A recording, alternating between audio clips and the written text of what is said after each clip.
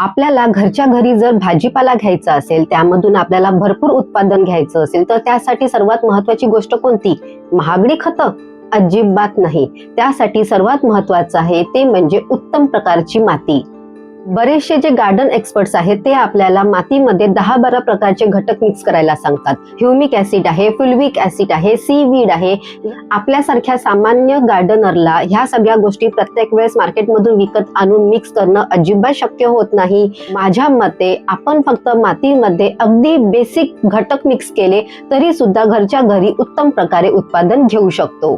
आजच्या व्हिडिओमध्ये मी तुम्हाला अगदी बेसिक घटक मध्ये मिक्स करूनही आपण घरच्या घरी भाजीपाला कसा उगवू शकतो, त्यामधून जास्त उत्पादन कसं घेऊ शकतो हे आज सांगणार आहे. आजच्या व्हिडिओमध्ये मी तुम्हाला 2 प्रकारचे माती मिश्रण बनवायला सांगणार आहे. किचन कंपोस्टचा वापर करून आपण माती मिश्रण कसं बनवू शकतो आणि तुमच्याकडे किचन कंपोस्ट नसेल तरी सुद्धा आपण बेसिक घटक वापरून माती मिश्रण कसं तयार करू शकतो याबद्दल सविस्तर बघणार आहोत. हे सगळं जाणून घेण्यासाठी व्हिडिओ शेवटपर्यंत नक्की बघा. तुम्ही जर चॅनलवर नवीन असाल तर नमस्कार, मी अमृता धवने या मराठी गार्डनिंग चॅनल मध्ये तुमचं खूप खूप स्वागत. नंबर 1, किचन कंपोस्ट सोबत माती मिश्रण. जर तुमच्याकडे घरच्या घरी बनवलेलं खत असेल, किचन कंपोस्ट तयार केलेलं असेल तर मात्र अर्ध्यापेक्षा जास्त काम तुमचं झालेलं आहे. तर तुम्ही उत्तम प्रकारची जी माती आहे ती अगदी कमी बजेटमध्ये बनवू शकता. आजच्या व्हिडिओमध्ये मी जे कोणतंही माती मिश्रण सांगणार आहे हे तुम्ही एकतर रेस्ड बेड साठी वापरू शकता किंवा तुम्ही जर कंटेनर गार्डनिंग करत असाल, टेरेसवर कुंड्यांमध्ये भाजीपाला उगवणार असाल, त्यासाठी सुद्धा तुम्ही हे माती मिश्रण वापरू शकता. जर एक कुंडीसाठी आपल्याला माती मिश्रण बनवायचं असेल, अर्धी म्हणजे 50% इतकी माती लागणार आहे. 50% माती वापरायची आहे, बाकी त्यामध्ये आपल्याला वेगवेगळे घटक मिक्स करायचे आहेत.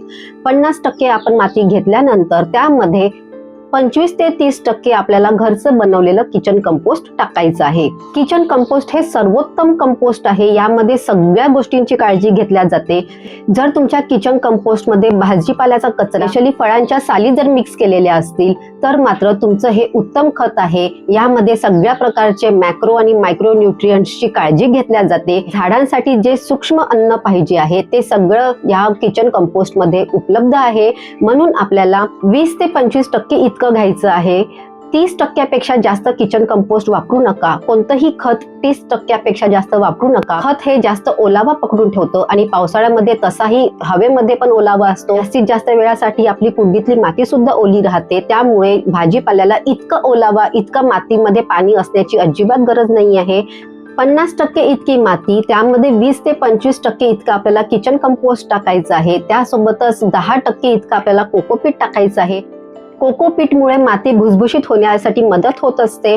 कोकोपीट जर आपण टाकलं तर मातीमध्ये ओलावा पण टिकून राहतो. जर तुमची माती अशी असेल जी लवकरात लवकर कोरडी पडत असेल तर मात्र तुम्ही कोकोपीट मिक्स करा. आजकाल कृषी केंद्रांमध्ये सुद्धा राईस हस्क जो आहे तो व्यवस्थित उपलब्ध होतो. तुम्हाला कोकोपीट नसेल वापरायचं तर त्या ठिकाणी तुम्ही राईस हस्क सुद्धा वापरू शकता.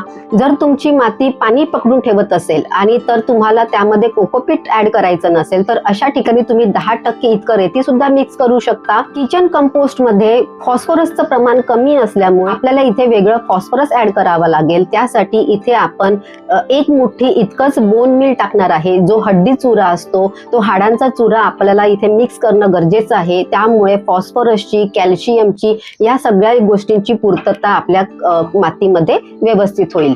तुम्हाला या ठिकाणी जर बोन मील वापरायचं नसेल, हाडांचं खत वापरायचं नसेल, बऱ्याच जणांचा हा प्रॉब्लेम असू शकतो की आम्हाला मातीमध्ये हाडांचा चुरा वापरायचा नाही आहे, तर या ठिकाणी तुम्ही मार्केटमध्ये जी रॉक फॉस्फेट पावडर मिळते ती तुम्ही त्यामध्ये ऍड करू शकता.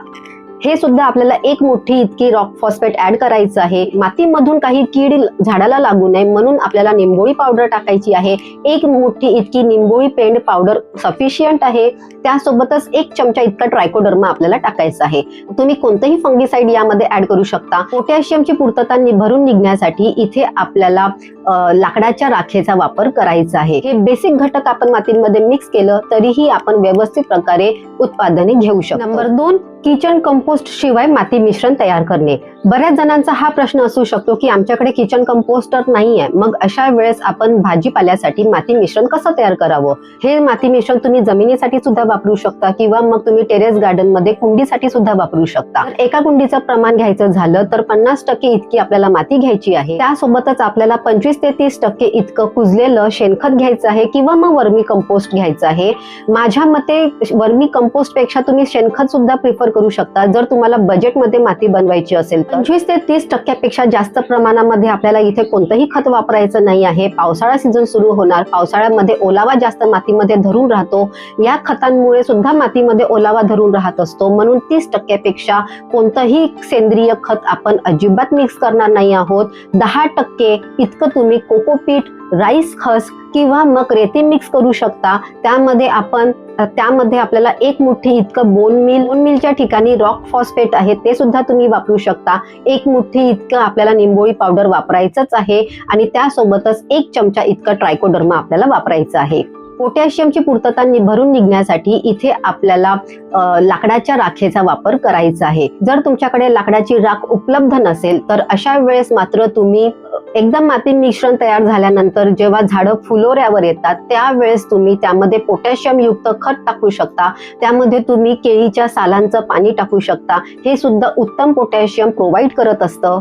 परंतु माझ्या मते तरी लाकडाची राख प्रत्येक गार्डनरकडे असलीच पाहिजे. आणि हे जर तुम्हाला बजेटमध्ये माती मिश्रण तयार करायचं असेल, जर तुम्हाला बजेटमध्ये बेसिक घटक फक्त वापरून माती मिश्रण तयार करायचं असेल, दमदार माती बनवण्यासाठी लाकडाची राख आपल्याकडे मातीमध्ये मिक्स करणं अतिशय महत्वाचं आहे आणि प्रत्येक गार्डनरनी त्याचा स्टॉक तयार करून ठेवायलाच पाहिजे. कांदे, टमाटर, मिरची, वेगवेगळ्या वेलींच्या भाज्या ज्या आहेत त्या सगळ्या आपण इतके घटक वापरूनही घरच्या घरी उत्तम प्रकारे उत्पादन घेऊ शकतो. इथे लक्षात घेण्याची गोष्ट म्हणजे आपल्याला काही शेती करायची नाही आहे. शेती करणारे जे लोक असतात त्यांना उत्पादन जास्त प्रमाणामध्ये घेऊन त्यामधून प्रॉफिट बनवायचा असतो. परंतु एका फॅमिलीसाठी जर आपल्याला घरच्या घरी भाजीपाला उगवायचा असेल तर मात्र इतके बेसिक घटक वापरूनही आपण व्यवस्थित प्रकारे उत्पादन हे घेऊ शकतो.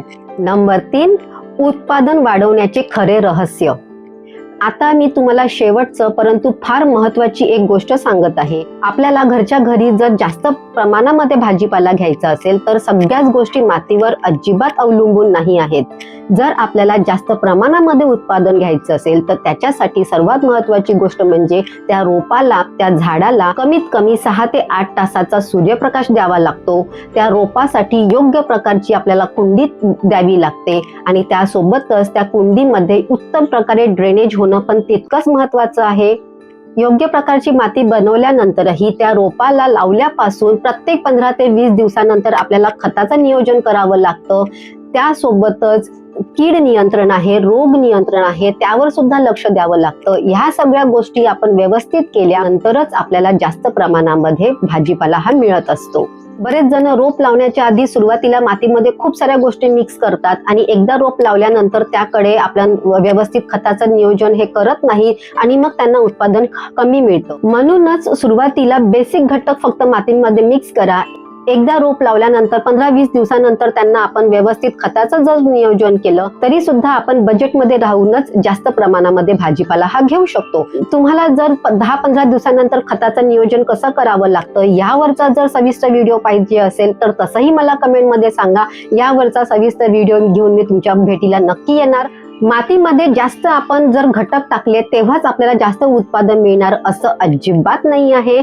मातीमध्ये योग्य घटक टाकले आणि त्यासोबतच त्या रोपाची आपण जर योग्य काळजी घेतली तरच आपल्याला जास्त हे उत्पादन मिळत असतं. आणि ही एक गोष्ट जी आहे ही प्रत्येक सीझन मध्ये आपण वापरली तर घरच्या घरी प्रत्येक सीझन मध्ये वर्षभर आपण भाजीपाला हा घेऊ शकतो. माझ्या मते प्रत्येक गार्डनरने आपण घरच्या घरी किचन कंपोस्ट बनवलंच पाहिजे. जेव्हा आपण किचन कंपोस्ट घरच्या घरी बनवू तेव्हा जाऊनच आपल्याला हे घरी भाजीपाला उगवणं हे सोपं पडणार आहे आणि ते सुद्धा कमी खर्चाचं पडणार आहे.